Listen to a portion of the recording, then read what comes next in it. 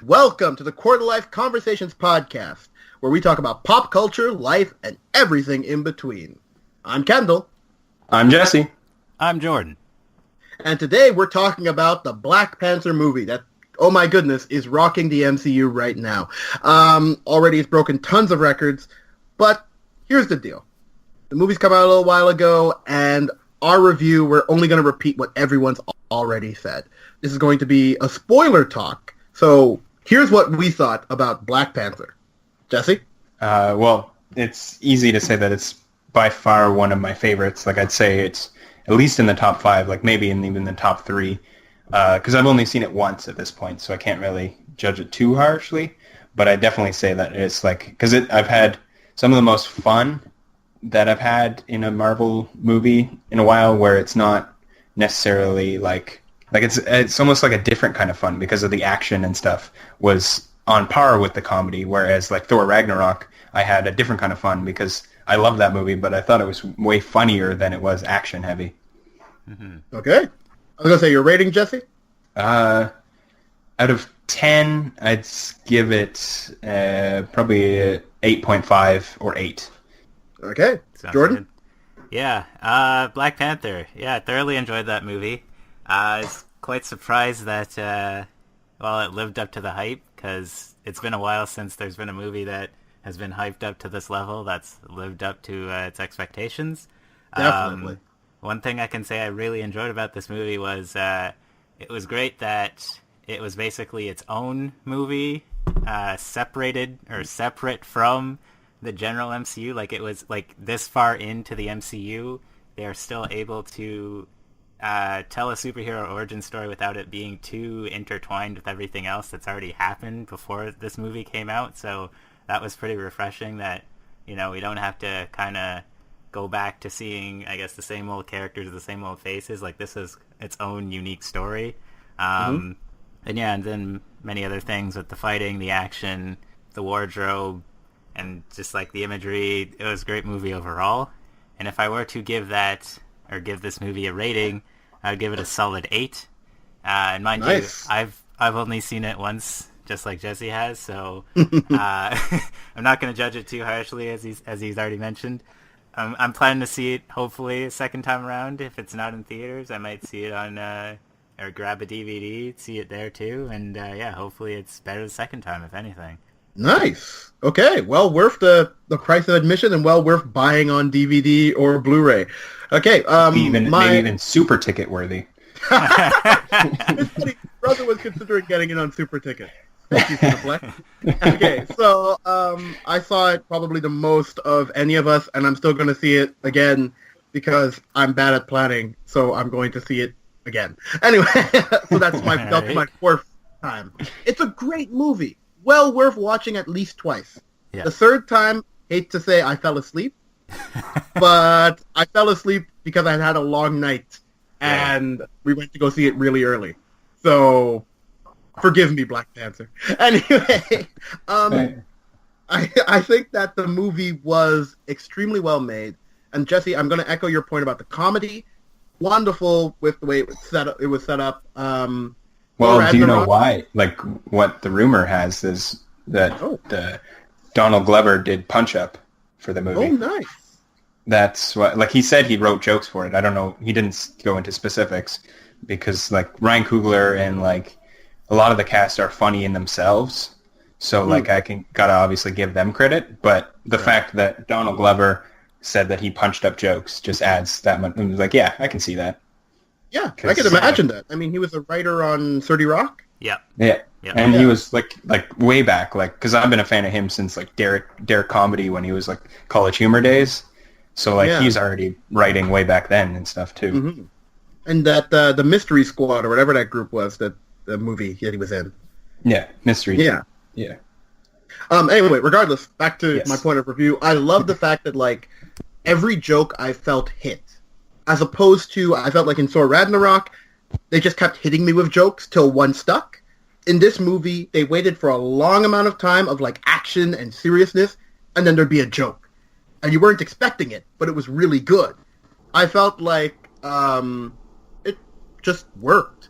I felt the cinematography was amazing. There's that scene when Killmonger takes over and the camera just turns from being upside down all the way to being right side up, and it added a type of epicness. And then the music changes. There was a lot of love in making that film, and you can see it on the screen. Right. So my rating would probably be, dude, once again, everyone's already said everything, 8.5. It is either my second or my third favorite Marvel movie. Cool. Yeah, well, for me, like, because I can't let it pass without at least mentioning two quick things. First, the SoundCloud joke when it comes to Ulysses Claw. Yes. Got me because it was a funny joke, but it got me way too hard in the theater. Like, I burst out laughing because of the fact that I've been on a kick about just being obsessed with trying to understand the whole SoundCloud mumble rapper culture. So it just happened to hit me in this right moment where I was burst out laughing, and people in the theater were looking behind. You see, I got the impression is this guy on? I was gonna say I got the impression that Claw was doing more covers, because he breaks out in "What is love? Baby, don't hurt me," and he just keeps singing that song. Right. I just think because he already had the weird tattoos and stuff, he pretty much is a mumble rapper. He's just about 20 years too old. But wasn't it more of a joke of the fact, because, well, not even just specific to mumble rappers, but rappers or celebrities, I guess, that are really egotistical, having huge entourages follow them around through busy places or something like that. So because of how Claw was kind of walking into the casino with all those guys behind him and looked it's like a album EP drop or something sort of thing. He's walking 6ix9ine through the streets of LA. Yeah, pretty much. Sorry, on that scene, I know now it's becoming a talk about Claw, but did you notice that they count the number of men that are chasing them, right? At one point they say, there's eight people coming in with Claw. They beat up almost 20 people in that scene. I know it's only because I watched the movie almost four times, and I just started watching for stuff and inconsistencies, and I was like, wow, there's a lot more people than 8 in the middle of this fight. Because at one point, yeah, sorry. So I was gonna say, at one point, is it Okia, the one played by Michonne from The Walking Dead? You mean Okoye? Thank you, Okoye. I just saw it spelled. I was like, well, you've only seen it 3 times, Kendall, so. Hey, I can't remember all the names. Get it together, Kendall. I can remember how many people were fought. I can't remember all their names. Anyway, as she's fighting 3. Black Panther is fighting 2 and chasing after Claw. And then Lupita Nyong'o is fighting another 2 people. And I'm just like, wait. Or whatever. Yeah. But can't really comment too much on that because we haven't seen it 2 more extra times, unlike you. That and then the car chase. Yeah. I could have sworn some of those people got killed in the bar fight or in the casino fight. Right. But they're also in the cars. Anyway, It's not important. Well, would this be a good time to mention my spin-off podcast, Claw Talk? Where it's entirely about Ulysses Claw, and don't forget to buy some Jesse Porter's merch. Oh yeah, you gotta keep the Jesse Porter army strong, you know. Yeah. It's funny. I would listen to that because Ulysses Claw was one of my favorite villains. But on the point of villains, yes, Killmonger is by far the one of, if not the best, Marvel villains, if not comic book movie villains, because he is one of the few where not only is it that I could see myself in that position of his anger towards and all of that, but and then also the fact that he was also a cool character. Seemingly a lot of the villains that they're striving away from the cool factor of them, which when I was a kid, I always liked the villains more when I was watching movies and TV shows and stuff, because coming from watching horror movies, the Jason and Freddy are the cool characters. You're not going to root for the teens. Right. So whenever I get to comic books, I'd always gravitate towards the cooler villains, or so to speak, so that whenever it's not just the slimy Loki, or which he's an alright character, but after like 5 movies, it's like, yeah, can we get a new villain? Or... Yeah, it's kind of like, yeah, I see your point, and people are falling in love with him. So can we move on to someone we hate? Yeah. And then also just the fact that Michael B. Jordan is just an awesome, not only person, because he's born on the best day to be born on, February 9th. No bias or anything. I realize now they have your birthday and your full name, so in case the 11 subscribers want to hunt you down. Anyway, sorry, go ahead. It's all right. Come find me. I got nothing to hide, I guess. But like, I was just a fan. Like, I've been a fan of him, his acting for like. He was awesome in Creed. Yes. And Fruitvale Station. Yeah, that was what I wanted to watch. From a few years ago was good. Can't say I liked him in Fantastic Four, but that's not his fault.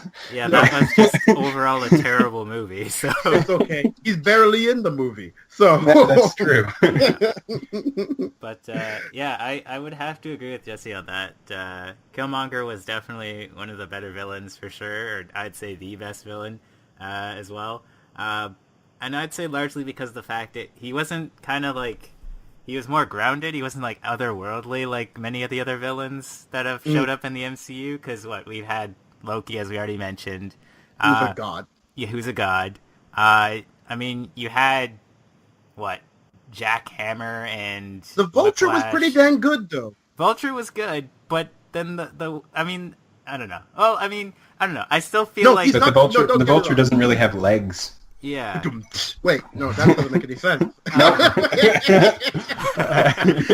But I mean, I guess I wouldn't say like, I mean, I guess in terms of saying otherworldly, I guess more of the issues that he had as an individual, it was much more relatable, and like you could actually understand kind of the issues he was facing as opposed to a lot of the other villains that we've been introduced to in the MCU. So yeah.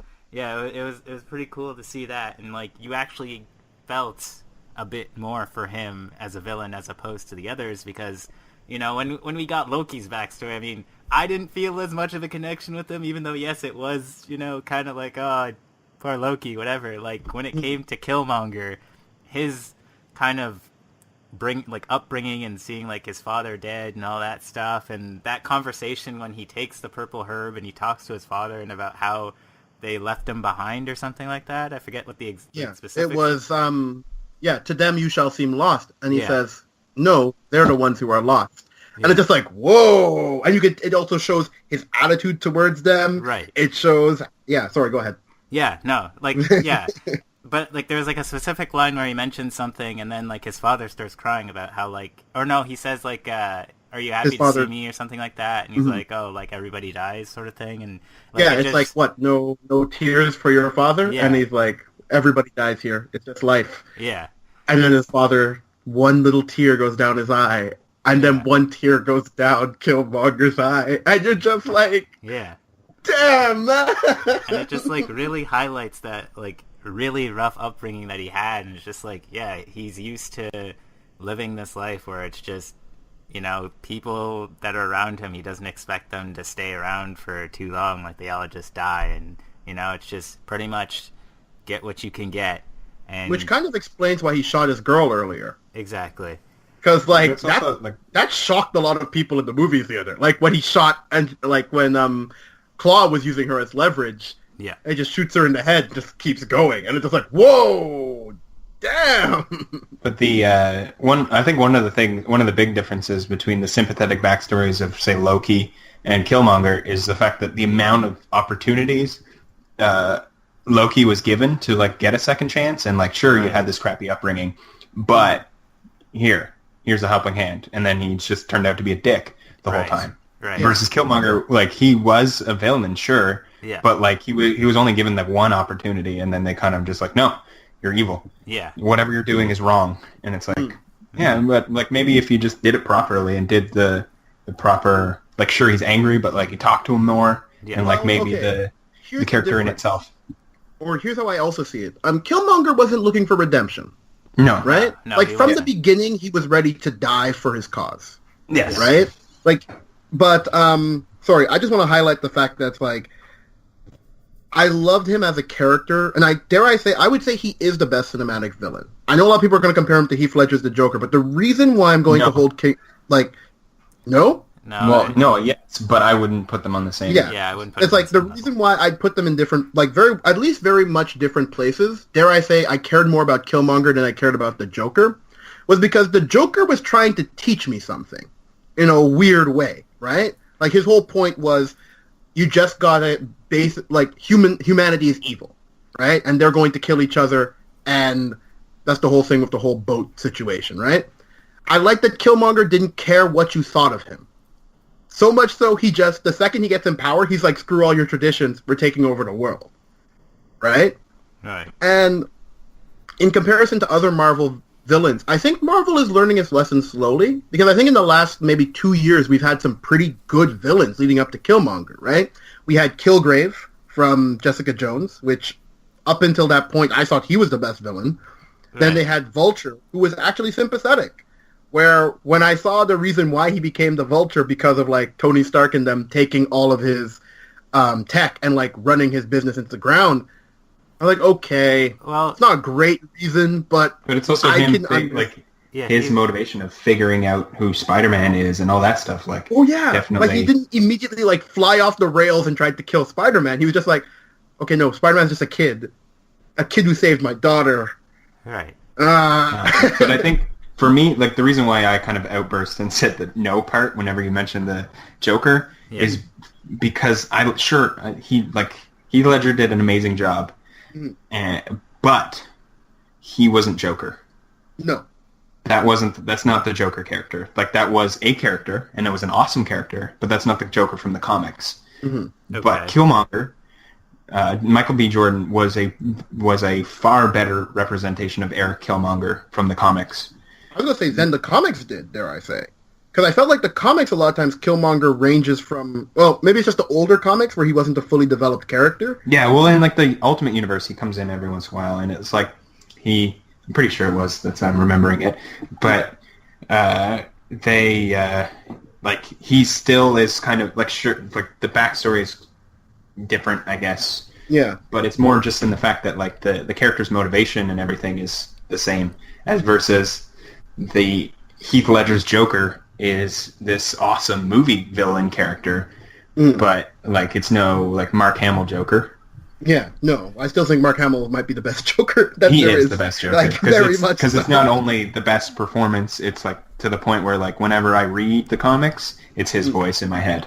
Well, like I mean, it's kind of hard not to put Mark Hamill up there, considering he's essentially made the character for the most part. It's I mean, I'm biased towards Mark Hamill. Like, he didn't beat, for example, what's his name from The Shining? Jack Nicholson.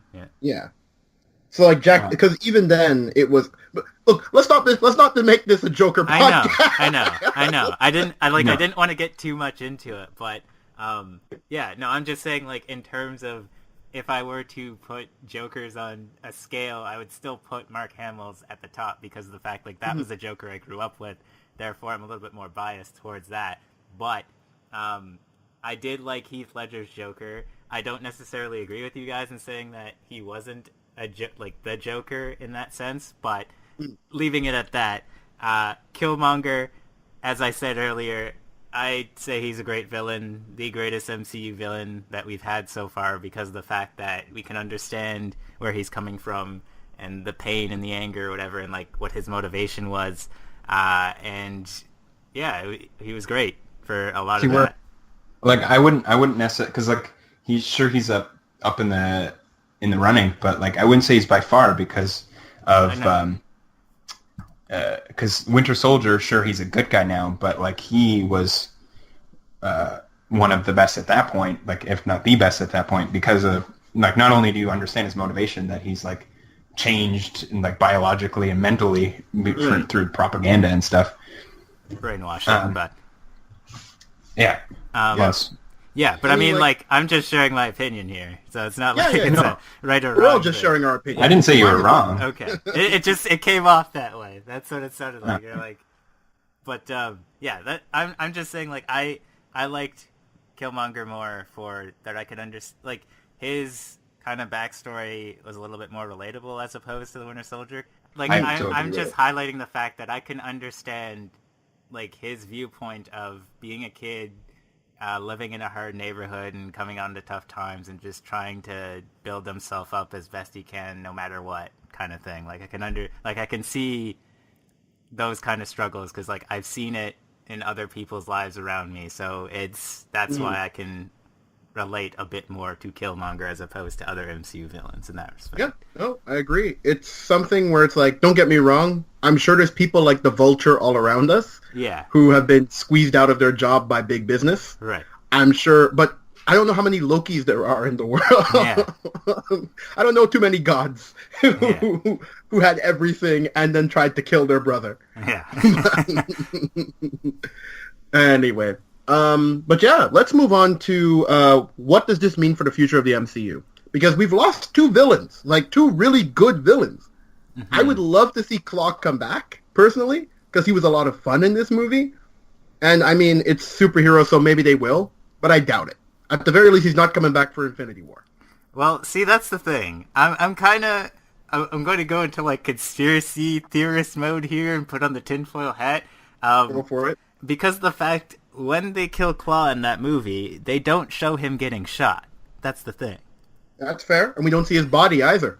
Well, you do see his body, but, like, you don't see anything. Do we?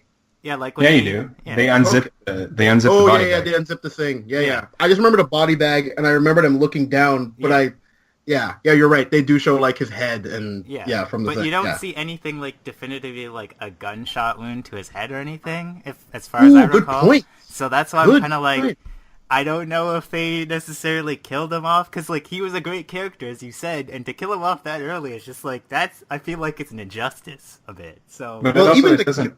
It's the Marvel Universe. It doesn't matter. Like, look what happened to that Phil guy or whatever. Phil Coulson? Agent Coulson. All right, yeah. That one, yeah. Like he died in Avengers, and then they brought him back for the TV show. Yeah. Well, like he the next day. died in the Avengers. Air quotes is what I'm doing right now, but but that's what I mean. That's what I mean. Like they still because obviously it's a PG movie, so they're not going to show him getting shot in the face. But like, but I mean, they still. But at the same time, they could use, because it's the Marvel Universe, they could be like, oh, they were like weird sleeping bullets. Yeah. But I mean, you could make up anything. It's an imaginary universe. I know.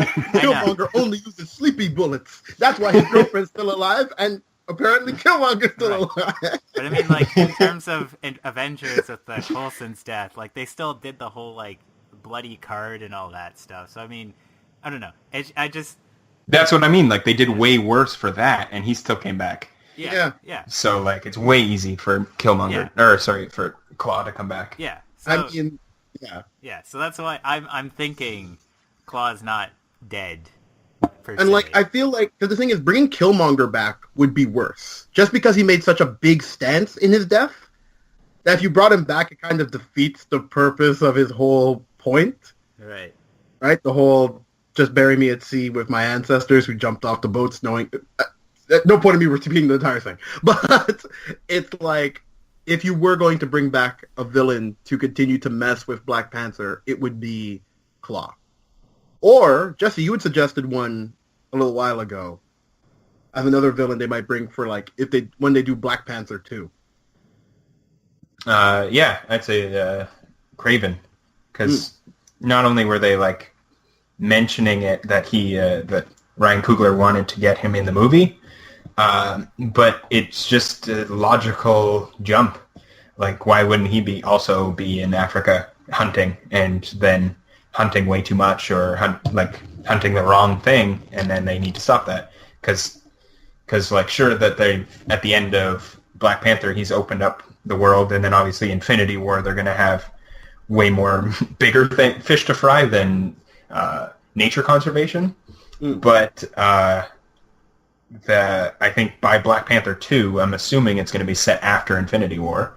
So, and I also want to see how the world reacts to the power of Wakanda. Because I imagine in Infinity War, we're going to see a lot more of maybe not a lot more of Wakanda, but it will blow a lot more Avenger minds. Like, more of the Avengers will be there.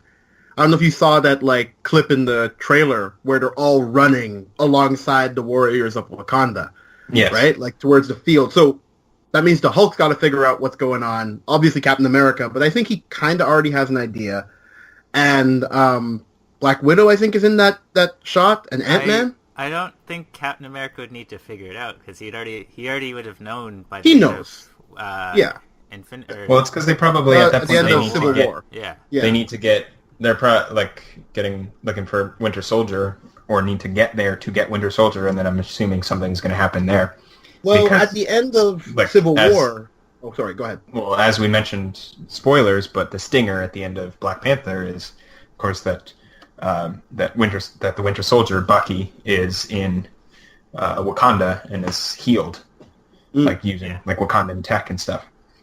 So it stands to reason that that he's not only going to be in Infinity War, but that's probably the logical leap of the fact that they go to Wakanda to get him and then discover Wakanda.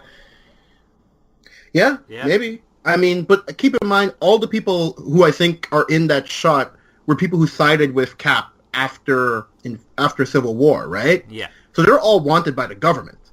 Mm-hmm. Yeah. Which is the reason... Yeah. Oh. Well, is Bucky? Yes. Yeah, of course. No, I'm just saying then they I would feel then like go... all of them probably know about Wakanda at this point. Did they not all go together? No, wasn't it? I don't remember. Was it just Cap and all these Bucky? movies kind of morph I into know. one. Wait, say that again? So you're saying... Because I know Cap and Bucky obviously went to Wakanda together. Right. Because at the last scene, you have, like, Captain America and Black Panther having a conversation, right? Yes. And he's like, I was going to kill Bucky, but you're right. I don't want to do this to my enemies. I don't want to just be killing my enemies. Because all that does is continue the cycle, right? Mm-hmm. But I imagined that everyone went with Cap. Unless Cap just ditched everybody in that prison, which I think he does for a brief period of time in that film. No, doesn't he, like, rescue them, though? So, like... That's what I thought, yeah. So, like, I'm assuming, pretty much the majority of the Avengers is with Cap in Wakanda somewhere. I don't know where he was during the movie, the Black Panther movie, but, yeah. That's kind of my question still, but... No, you're right. Because when Killmonger took over, you'd think that somebody would be like, hey, Captain America, you might want to get out of Wakanda. Yeah. So, but I would assume that Stark and, I guess, well, some of the government... but then by the end of the movie, the government would have known about Wakanda anyway, so, I mean... Well, it's not like they didn't know where Wakanda was. It's just I mean, like, they didn't know it was a technological... Yeah. No, you're right. Yeah, so it's not so much of a secret by the end of the movie. Yeah. So, but people don't know where Captain America is. It's not like Captain America updated his status. In Wakanda, guys. Can't find me. Yeah. But, with that said, that should be the Black Panther review with the Quarterlife Conversations podcast. Mm-hmm. Thank you for listening, and please like and subscribe. Tell your friends, family, and leave a comment down below whether you want us to talk about something else related to the Marvel Universe or anything else that you are possibly interested in, and we'll see you another time. Bye-bye.